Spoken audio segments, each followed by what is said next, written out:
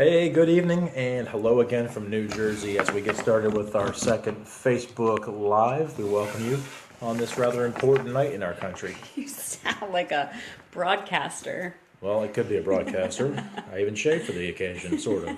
Still no shave November. Oh, goodness. This All is a Sharpie, and in a few minutes you might find out what the importance of a Sharpie is in dealing with the discussion of infertility. Oh, gosh. But for now, we'll just put it to the side. All right. Hopefully we're more entertaining than Trump and Hillary.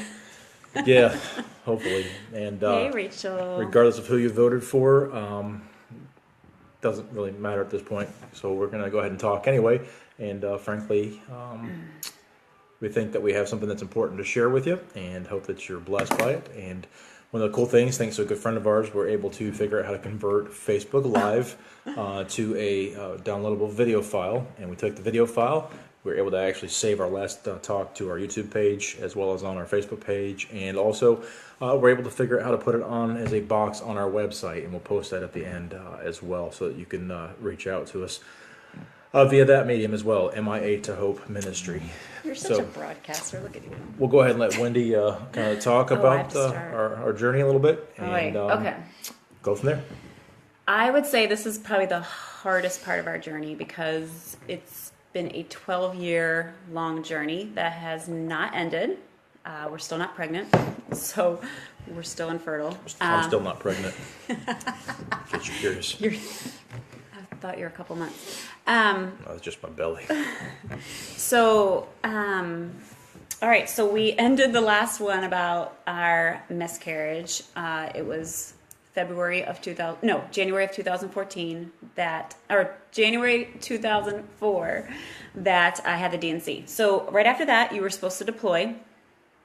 And so we talked to the doctor. We said, well, what do? We want to try to get pregnant right away after this miscarriage, but you're about to deploy. And normally they tell you to wait a few months before you start trying again after miscarriage. But with him being possibly deployed, the doctor said to go for it. So we went for it and tried to get pregnant, and he did not deploy. But anyway, so we had from about February till October to try to get pregnant and realized we were not getting pregnant. And so even though our doctor said, oh, don't worry, because as soon as Wendy has the D&C, you're going to get pregnant because everybody gets pregnant. He said I was all cleared out, ready to go. Well, not so ready to go.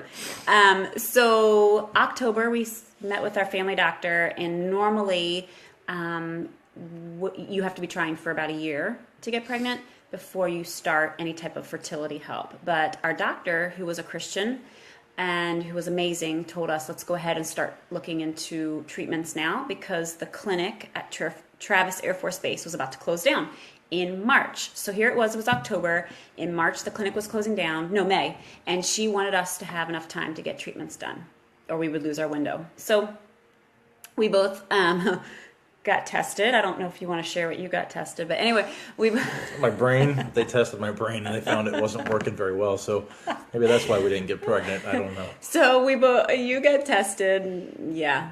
Anyway, I got tested. I was actually having headaches at the time, and so I actually had an MRI done of my brain because of a possible tumor in my pituitary gland, which could have prevented me from getting pregnant, and I ended up not having a tumor, praise God.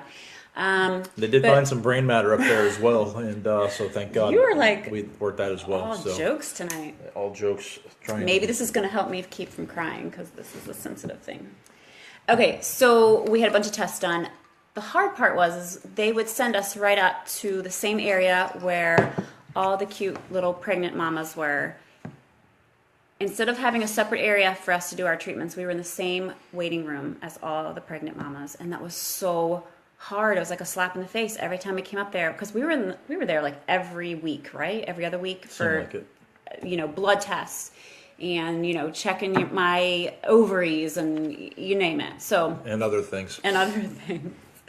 So that was really, really hard. And so we started off with Clomid, which is a pill form that basically conditions your eggs to get them ready to go for trying to get pregnant. So they put me on, I thought was an okay dosage, but then I was starting to have like vision problems. Like I felt like I could see lines bouncing up outside of my eye. So we did that. Then the next step was Clomid shots to trigger ovulation.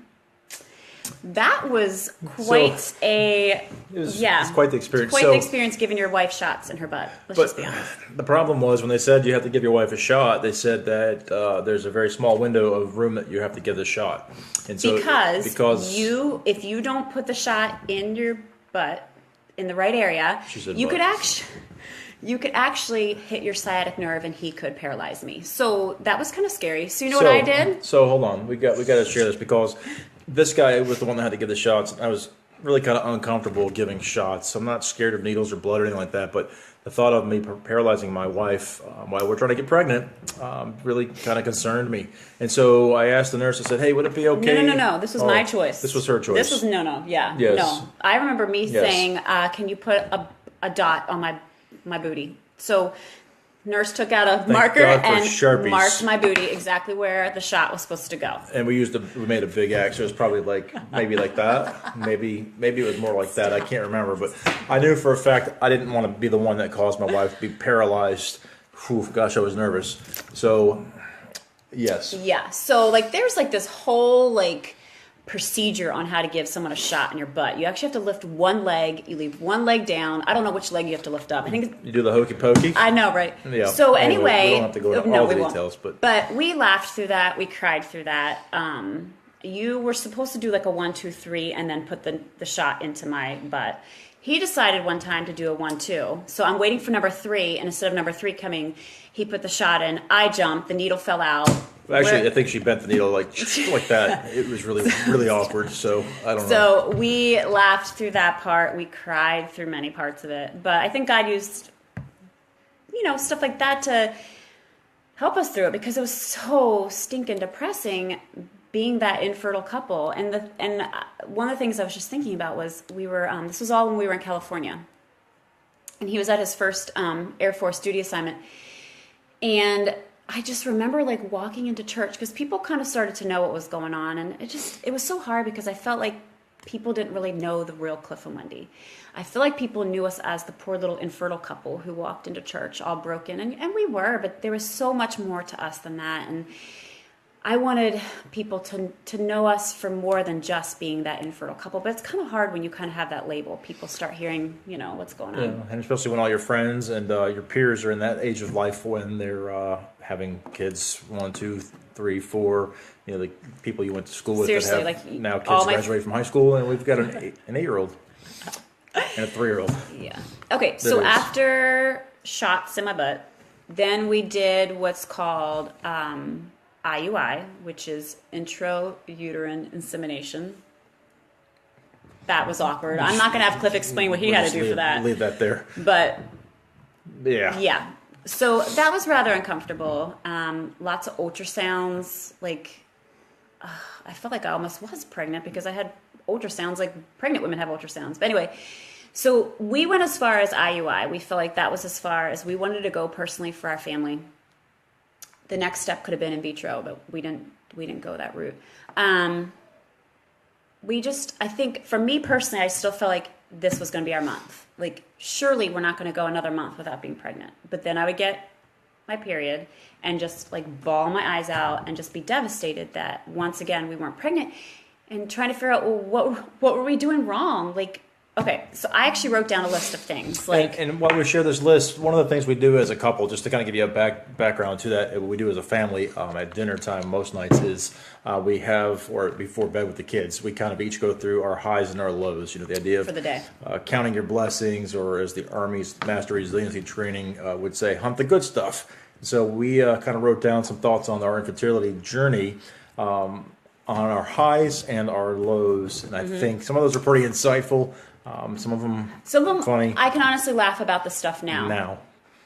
Because honestly, I'm at peace with where we're at right now. I know this is where God has us, but at the time, it was just very hurtful. And I don't think people were trying to be hurtful. I think people just wanted to help, but the things that they said and how they said it, not how they said it, but actually the things that they said they hurt, because people, if you don't know what someone's going through and you're trying to be helpful, sometimes it can come across the wrong way. Sometimes it's just better to say I'm praying for you or not say anything at all. So that's one of the reasons we're doing this whole video series, is that we want to be able to share through our journey, through our battle, if you would, in some ways, because it's been a spiritual battle, it's been a physical battle in some ways, but we want to share some things that we've learned, because I know there are other people who are struggling with this very thing right now, others that you may know are struggling, and you don't know what to say or do, and so we want to help share some of the things that we've learned on our journey, not only to help and encourage you if you're going through this time, but also to help you know how to help others who may be in your circle of friends or family who may be going through this as well, and so you could be a blessing to them without causing more duress or heartache for them while they're going through that time. So we'll go ahead and start with some of the highs and lows as we're already moving along in our time here as well. Here's a high. So when we were stationed in California, we had a couple ask us to go out to dinner one Friday night. Well, a little back history here. When you do shots to trigger ovulation, you have about a 36-hour window after you get a shot in your butt that you need to go have sex to try to get pregnant. That's where you need one of these. If you can see the clock on there, the clock's ticking, and you have to make sure that the clock's ticking. Because you can't miss that window. So that's not something we announce to people, right? So our friends Carrie and Scott said, "Hey, do you guys want to come to hang out and have dinner with us Friday night?" I said, "No." Well, normally you tell people why you can't have dinner with them. Usually you have a legitimate excuse.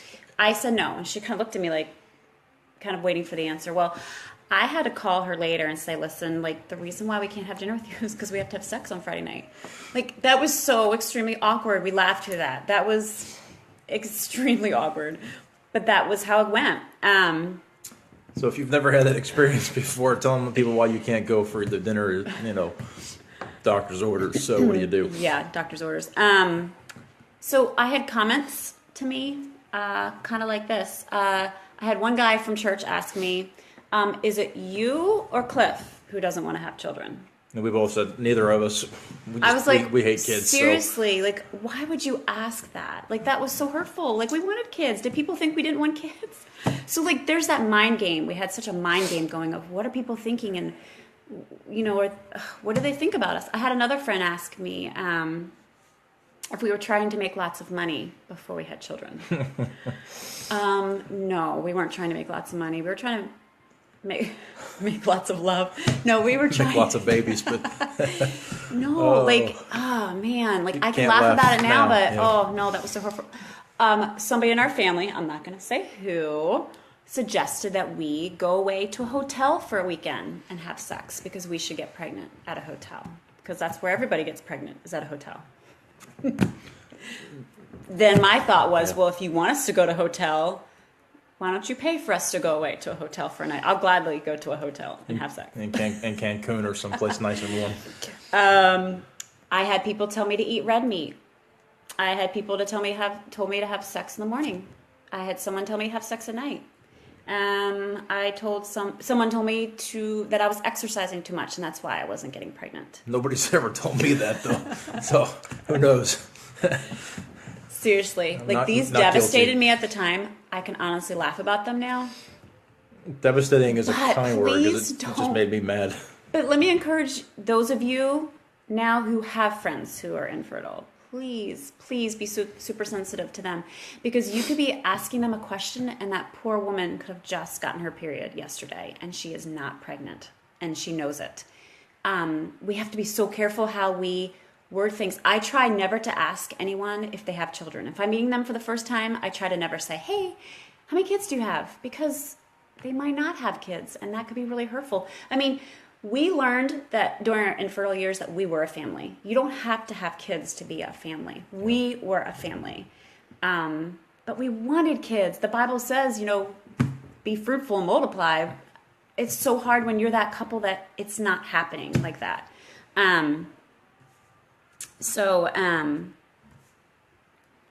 Those were some highs, those were some lows. I had a lot of friends get pregnant while I was in California, while they were in California, and that was hard, some of my closest friends. But I made a choice. you have to come to a crossroads basically and make a choice. Am I going to drown in this, or am I going to thrive through this somehow? And I decided that I would have hated to have moved away and moved to our next duty assignment and not have been there for that friend who got pregnant, because I was selfishly hurting so much that I didn't want to be a part of her joy. So I decided, my friend Heather and I, we were hostesses for everybody's baby shower. I did that because I knew that if I was just an attendee at someone's baby shower, I would probably find an excuse to back out of it. But if I was one of the hostesses, of course I was going to be at that baby shower. So I'm so glad I made that decision, because I'm so glad that I was there for each of those baby showers to celebrate, even though I was hurting. That was hard, but that was a decision I made.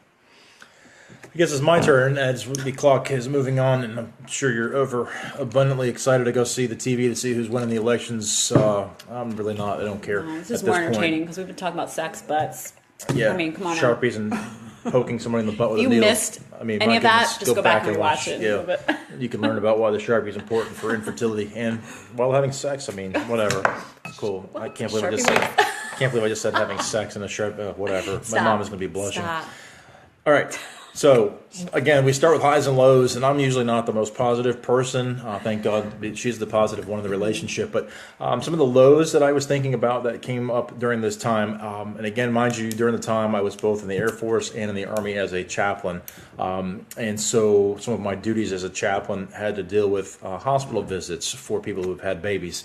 And I would go with either with the commander's wife or the sergeant major's wife, or with the company or battery commander, and we would go and make hospital visits, or I'd go see people in our chapel community, friends or family members. And sometimes these were the absolute most joy, because it's like we were aunt and uncle for a lot of other people. Oh, Linda, sorry.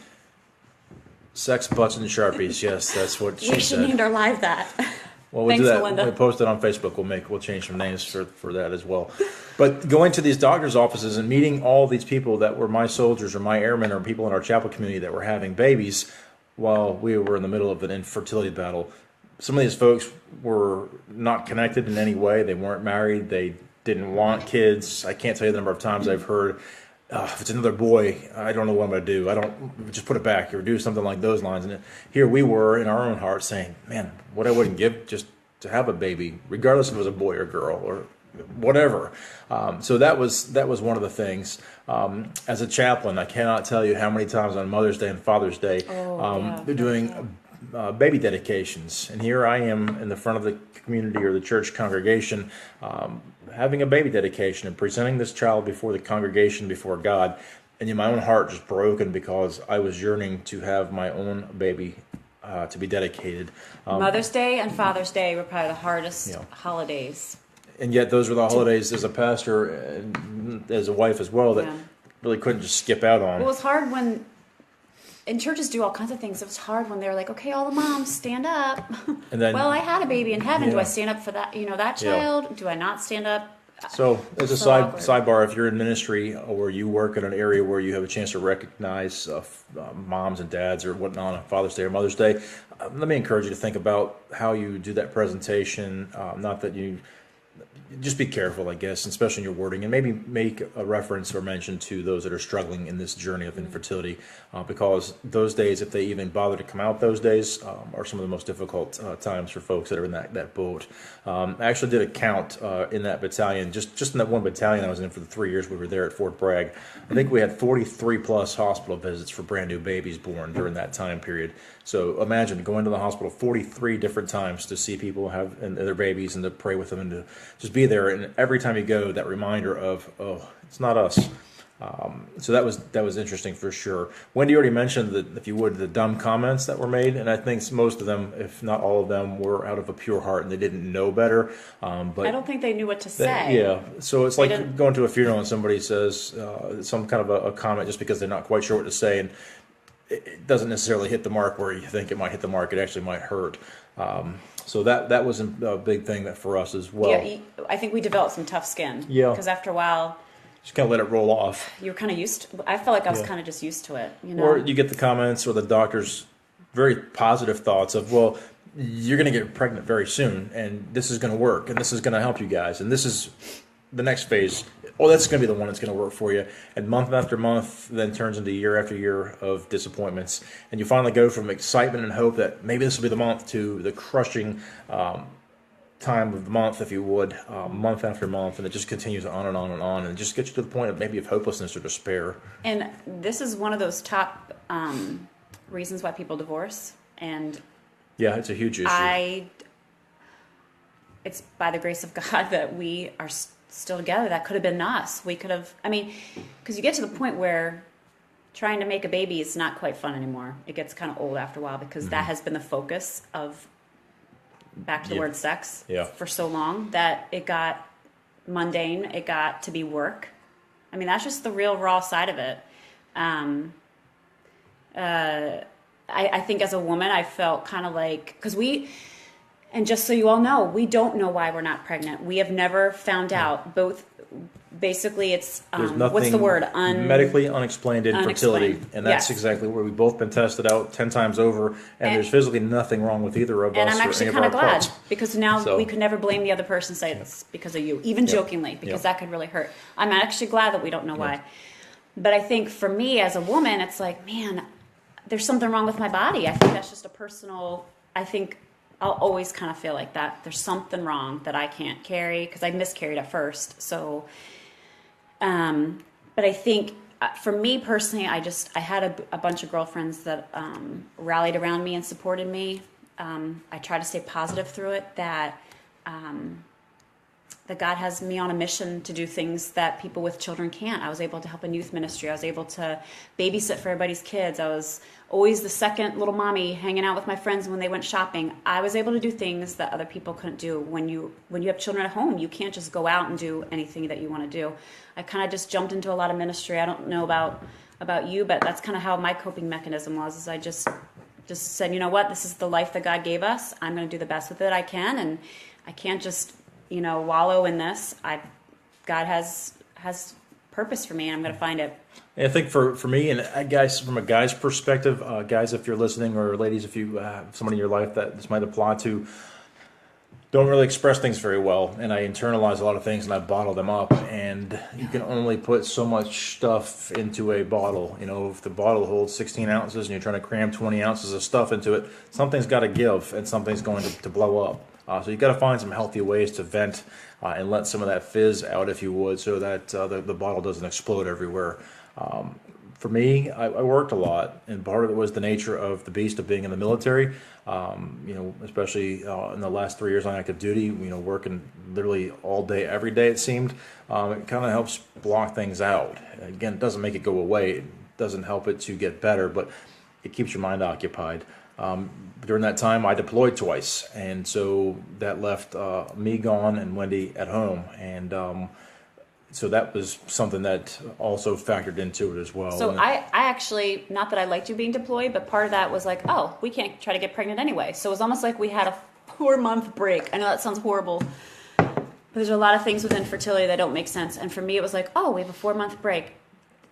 Those are months that we can't get pregnant anyway. So it's neither of our faults, or it's, it was almost like okay. I don't know if you feel like that, but maybe. And as we think about the lows and the highs, I think obviously that there are a lot of lows.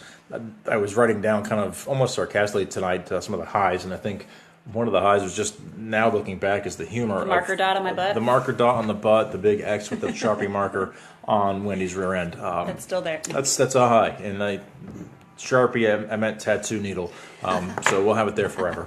But there really weren't a lot of highs during that time, and honestly, there were a lot of lows, and a lot of times where we felt like we were all alone in the world, that nobody else understood what we were going through. And I'm just thankful, frankly, the biggest high was for having a few really close friends that understood and were there for us and didn't judge and didn't say anything stupid, and looked out for us and just helped us just stay focused on what was really important. But more so, I'm thankful for Wendy and for her strength through this time, the time that we were able to build and to sharpen in our own lives where we were supposed to be at that time. And why we were there, we don't know. Why we're still there, we don't know.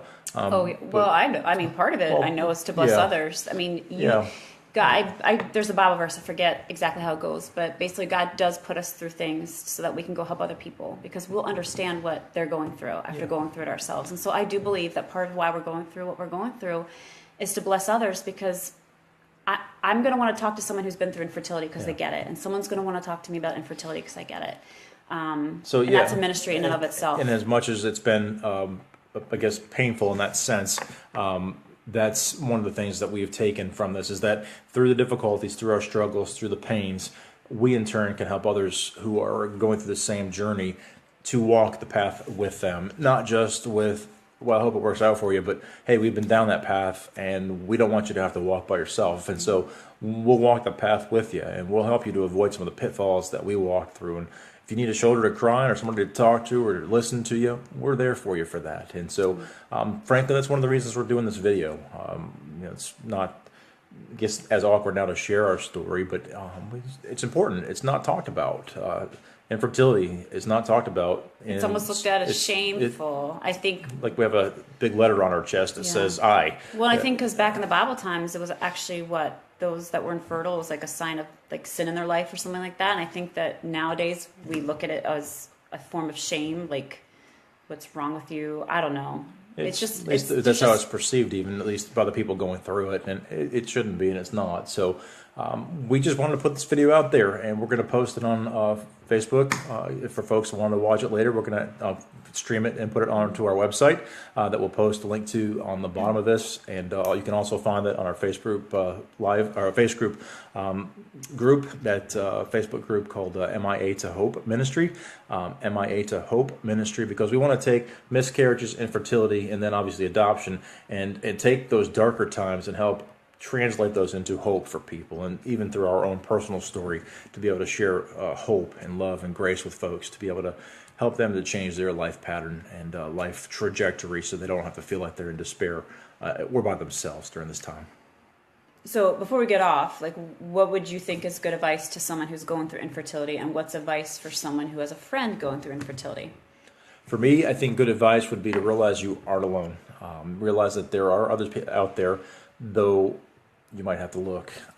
And to not be afraid to open up to somebody. I don't know at what point I opened up, but I'm so glad I opened up, because pretty much every place we lived in, we end up having a friend going through infertility. And I was so scared. At one point, I was actually scared to get close to anybody, because I thought she'll be the next one going through it. That's how many of my friends started dealing with infertility after I opened up about it. So I'm so glad I opened up about it, because we were able to vent to each other. We were able to pray for each other. We were able to go there with each other because we understood.